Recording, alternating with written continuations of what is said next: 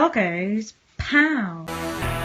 Arcade conversions were really big business back in the 16-bit days. But what did you do if you didn't have the rights to make a conversion of said arcade game? That's right, you made a rip-off. So let's have a look at 4 clones of Sega Superscalar arcade games on the Amiga.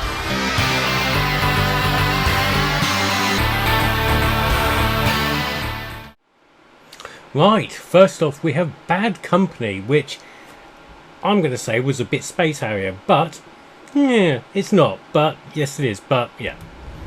Right, it starts off by choosing your hero. So you've got Lance the Flash Gordon, Leroy Jenkins, Michael Ironside,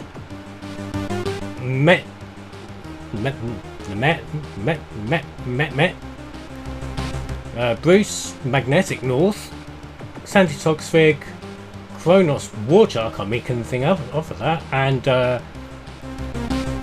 Athena poster company go. Let's go with Sandy Togsvig, and then you pick a planet. We're going to go with no bonus because it's going to be the easiest. And off we go with a. You actually push scroll this. It's not automatic scrolling, so it's initially it's actually more like Konami's Devastators than Space Harrier. But you can see where the sort of Space Harrier influence comes in with the rock heads and the flying things, and spacebar will change your weapon to something else, so there's this quite pretty 3-way thing going on there. And also it's 2 players, so if we had a friend here we could play 2 players. And you know what, I'd probably grab Dudley and ask him to play this with me, because he played that game a couple of years ago from an issue of Yesterday called Thunderburner, was it called? Yeah, it's called Thunderburner, which he said he'd probably have more fun playing than Space Harrier because of the one plane sort of attack thing. And this is you don't have to worry about the verticality on this one, so that's nice. So you know, I'll drag Dudley along for a game in this. Now, one thing I will say, this game has a dark secret. It's made by well, it's partly made by Steve Back, and you know what Steve Back probably made, or did make in fact, and is well known for? That stupid fish game. So thanks Steve. Oh look, we've got the circular fire thing again. But this is nice enough. It's probably better than Thunderburner from what I saw from Dudley's quick review of it. There's definitely more stuff to shoot than that. Oh, another mini boss. It's another slug. And it's exploded. Oh, now we've got red circles. Hold on, have I got a life bar somewhere? Somewhere at the top, I'm going to imagine. Yeah, I guess it's going to be that blue bar there. I'll tell you something, Steve Back's games are usually really unforgiving. I've covered both Leathernecks and Dogs of War previously, and those are commando style running guns, and both of them are incredibly unforgiving. This, I seem to be doing okay. Touch wood.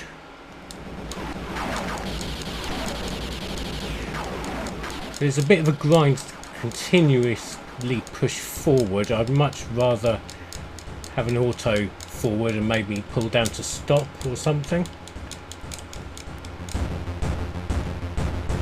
Right, let's finish these guys off. Let's see if that's the end of the stage.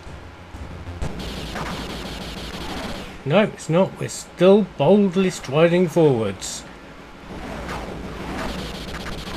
Welcome to the walking zone. Get ready. I wonder how long the levels are on this. Oh! Speaking of the devil, we've literally oh! Blimey! What's going on there? Was not expecting that.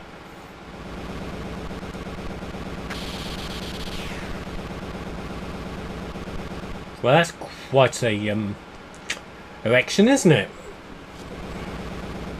I wonder if they've got planning permission for that. I presume it's going to pop up over here, is it? It's just going to keep on popping here. There we go. And now can we shoot the middle bit? Yes. Oh, well, that fell apart easy. Congratulations, you've completed your mission.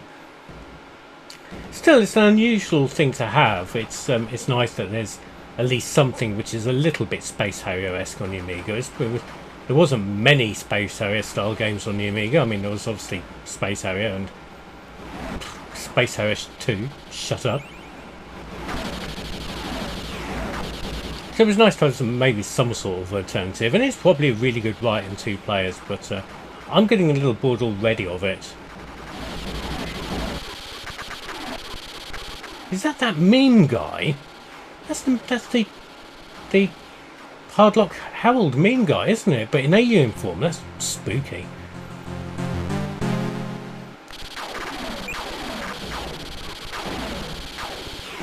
Here he is again. We're going to blow him up this time. So yeah, Bad Company. I had my eye on this for a long time, and you know what? This is the only time I've got around to actually playing it, I do believe. But interesting nonetheless. Oh look, there we go. They're beaky faces. That's the technical term, beaky faces. I'll probably get cancelled for using it, but you know. I've got the same weapon twice. Okay, that's not particularly useful. And I've got these big trees in the way, which I know may be serving as cover as well, but that's cool.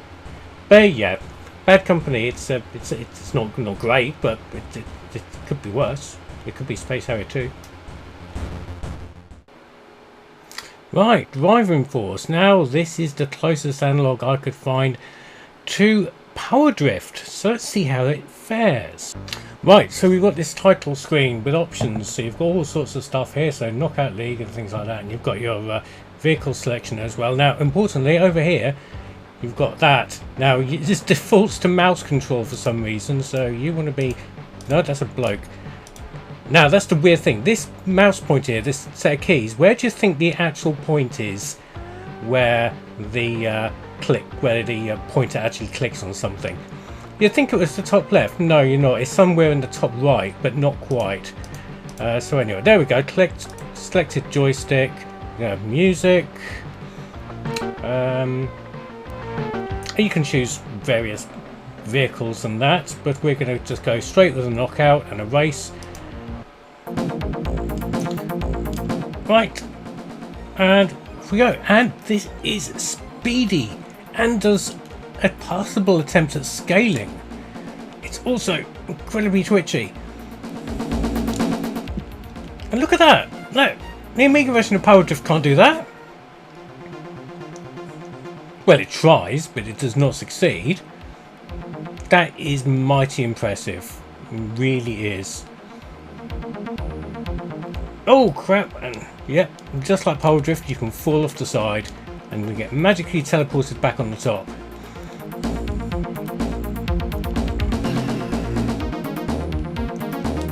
And of course, to continue with the league or the knockout, you've got to finish in the top 3, I think, which again is very much like Power Drift. So this was very, very influenced by that Sega Superscaler, but because it was written specifically for the Amiga, and maybe ST as well, it plays to the system's strengths. So it actually works properly, rather than trying to do something which it couldn't do. I don't know why the Amiga version of Power Drift was so bad. I mean, the Commodore 64 version is excellent, but does not try to be like the arcade, and is a damn good game in its own right. This is actually really similar to the Commodore 64 version of Power Drift and the way it controls, which is good. I'm not complaining. Thankfully, it does not play like the Amiga version of Power Drift, which, as I've said before, it's a bit rubbish. Right, we're coming up to... Is that 2 laps I've actually done, or is this, or am I actually on the 2nd lap? I really can't tell, and I've forgotten as well. I was not counting. Yeah, there we go. So we came 2nd, so we should continue. Now a quick drive through the Alps in a Formula 1 car, because that's a thing. And if there's anything I know about Alpine race courses, they're probably just like Suzuka, because they've got that big mountain in the background, haven't they?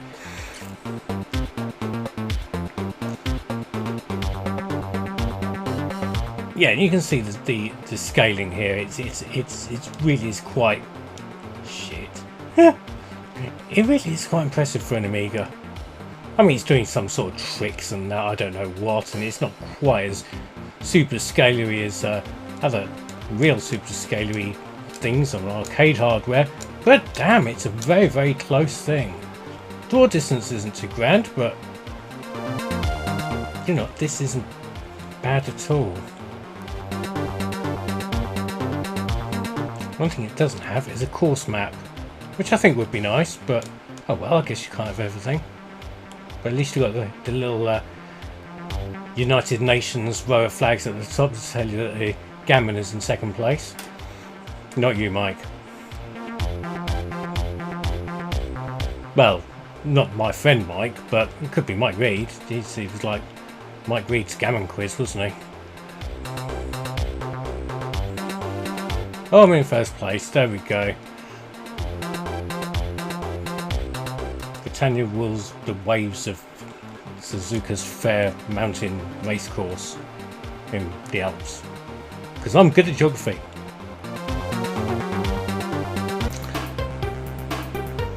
Right, jumping ahead to the third race, it's big rigs across the beach.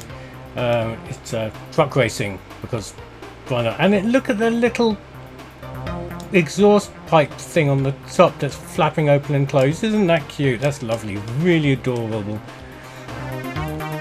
DMS, I'm not entirely sure what that is, but this is still moving on. It's quite the pace. One thing I haven't noticed, this is one of the only Amiga games that defaults to having the control method as fire button to accelerate. Most Amiga racing games you push forward to accelerate, which, okay, that's how it was done at the time, but it was definitely not the future. So that's an interesting tidbit to fill your brain up this morning. Oh, that was over quickly, bloody hell. Right, quick look at the motorbike course. Of course, these vehicles don't really handle a great deal differently.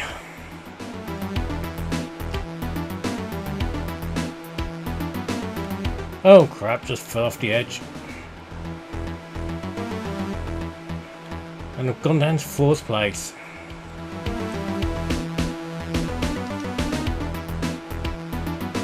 But it's nice to have the variety of vehicles there.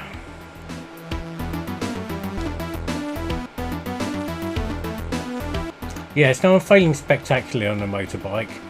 Some of the corners are quite tight, like this guy's underpants or motorcycle pants, whatever he's wearing. But yeah, driving force, I'm calling this early. I think this is going to be the pick of the bunch, I'm afraid. So, but you've got 2 more games to go, but what are they going to be like? Let's find out. Right, next up we have Hellfire, or as it says on the box, Hellfire Attack for some reason, by Aikido Systems. Now you're already probably thinking this is going to be Thunderblade. Well, it's not quite. It's actually Afterburner. Even though it's a helicopter, the gameplay is less Thunderblade and more Afterburner due to the automatic firing Vulcan gun and the homing missile things. But it's feels so sluggish. Now, one thing I've got here, yeah, you've got a speed boost which propels you straight into an enemy missile because reasons, and for some reason you have 9 lives. Maybe the helicopter's actually a cat in a form of life, who knows. And you have a skull and crossbones danger icon there, which is, I don't know what that does. It's too far over that side of the screen to pay any attention to when you should be dodging missiles and stuff. Right, let's try the speed boost again. There we go. You can use speed boost as much as you like. That's fine. Oh! It did warn me in the instructions the speed boost might turn you upside down. So, oh, it's weird sort of looping mechanic. If you go upside down, if you go to the top of the screen, it tries to loop you. That's really, really off-putting. Can you decrease the speed afterwards? Probably by crashing into something. Land now. There's a demand.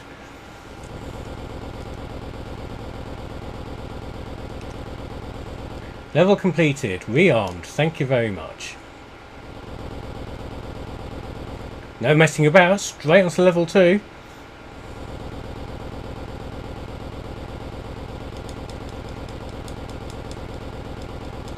Now I'm not using my speed boost. I can go to the top of the screen without danger of it. Oh, what the hell is that? Is that a mine? Well, it sort of stopped now, so that's a good thing. A literal air mine.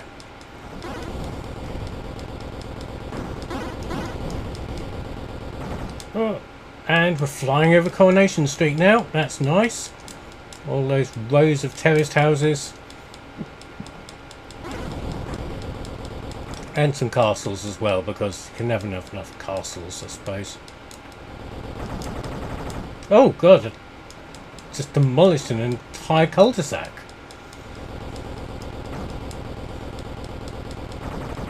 Oh well, collateral damage, it's fine.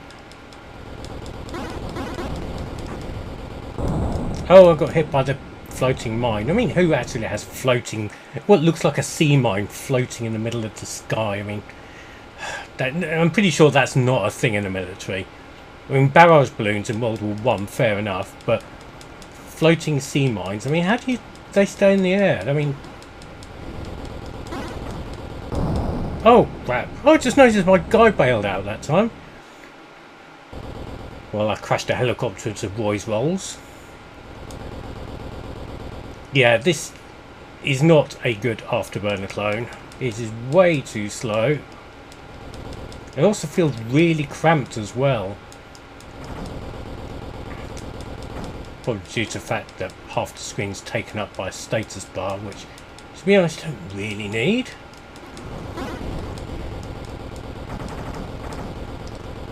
Land now. Very direct and to the point. Let's see what level 3 has. Oh, a very Afterburner looking sea stage. Surprised it didn't take off from an aircraft carrier.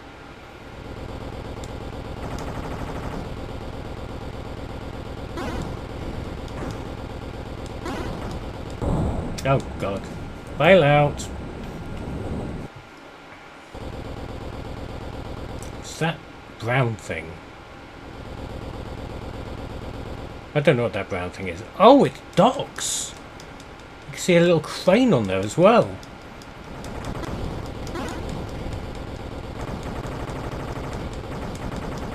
Yeah. I suppose you've got to at least admire the scaling sort of effort here. It's not particularly good, but seeing those cranes roll over on the docks is a little bit nice, I suppose. It's but no, what I would say would be particularly good.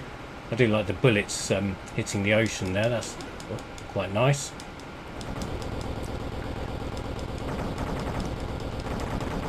But it's not a particularly good game. I think we've really got a pattern forming here with this, haven't we? Oh dear. Right, one more life and then I think this one's crashed and burned as far as I'm concerned.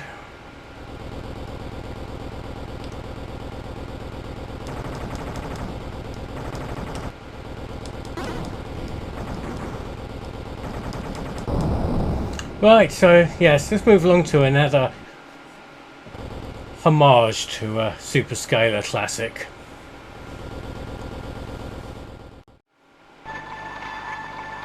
Right, next up we have Galactic Conqueror, and this, for my money, at least back in the day, looked like it would be a take on Galaxy Force. Should we see if it's like Galaxy Force?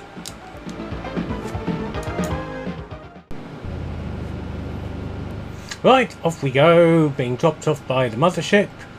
Now this is by Titus, Red Fox game character thing, and I do believe there's a lot of some of the Crazy Cars engine which is recycled here in some way, shape or form, but I can't prove it in a court of law, I'm afraid.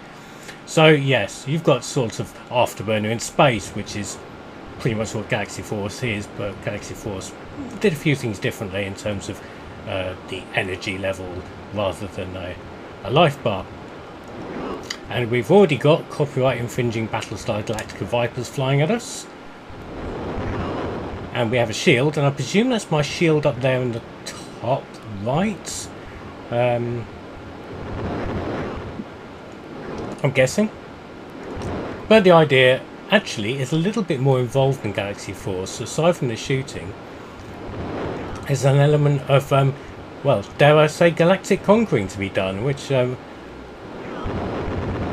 coming up just now.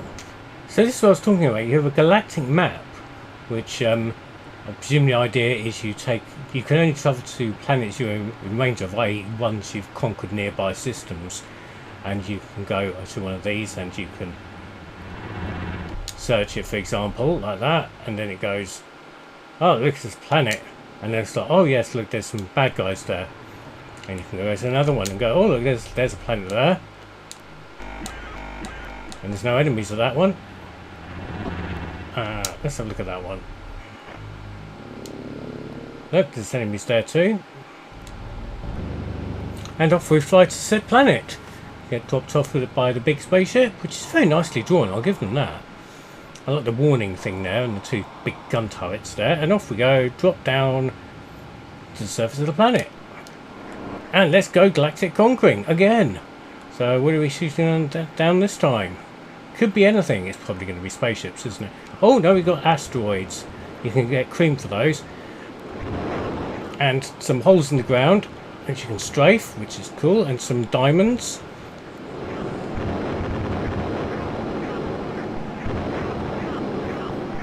Must resist Rihanna quotes. Besides, Rihanna, diamonds don't shine, they just reflect light.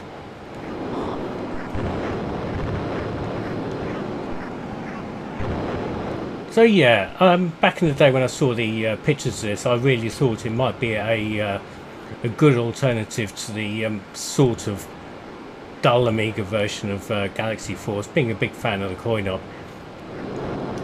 And it's not really like Galaxy Force, it is more like Afterburner in space. Maybe Crazy Planes. Why didn't Titus make a Crazy Car spin-off called Crazy Planes, eh? Probably because it was a shit idea I just had, but what are you going to do? Oh, just as a notice though, I've noticed that like Hellfire Attack, you can do a loop. Look, if you do this, this loops over, but it doesn't give you that crazy disorientating upside down screen bullshit. So that's nice. Oh, we're back up to the mothership. Let's see what the next planet's like.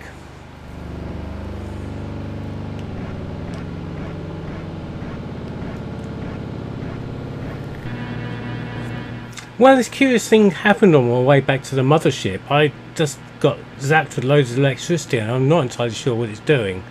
It's just sitting there zapping me with electricity, so that's a weird thing.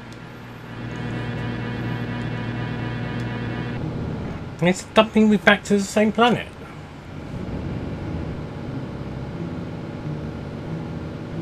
Maybe that's the equivalent of in Galaxy Force when it, I don't know, when you can get the shield bonus thing. Oh, we're back in space now, actually. Oh, fighting these things. And now it's rotating rather than banking, so that's good. Still did a loop, that's cool. Right, now I've done that planet, you can see that one of them's turned blue. So that's nice. Let's have a look at some of these other ones. Search for enemy. Oh yeah, legally distinct A-wing fighter from Star Wars. Let's try that. Right, onto the yellow planet. It's covered in treacle or syrup, or I don't know. Maybe it's just like made of Caramax or something, or the insides of Caramax. Outside of Caramax. Which way does Caramax go? I don't know, but there's some more asteroids. And it dawned on me when I saw that map then that there is a lot of game here. If you can be bothered, there's an awful lot of game here, but I bet it all looks the same as this. I bet there's not really any surprises. If you've completed Galactic Conqueror, please type a comment below. I would like you to take a long look at your life. I'd also like to know if it changes. But yes, it's very, very weak really. There's not really much variety here at all. And what is it with some of these games with no sound? Well, no music anyway. That's stupid, isn't it? This has just got pew pew sound effects, and Hellfire attack had that horrible chopper noise. At least Dragon Force had music, and Bad Company had a bit. Anyway, getting away from the point. This isn't that interesting. Maybe you do want to try it, maybe you don't, out of sheer bloody-mindedness and not listening to me. Hey, knock yourself out. So there were 4 clones of Superscalar Amiga Sega Scaly Thingy Whatchits. What did you think of them? Have you got any better alternatives? Comment below. Yeah, subscribe or naff off.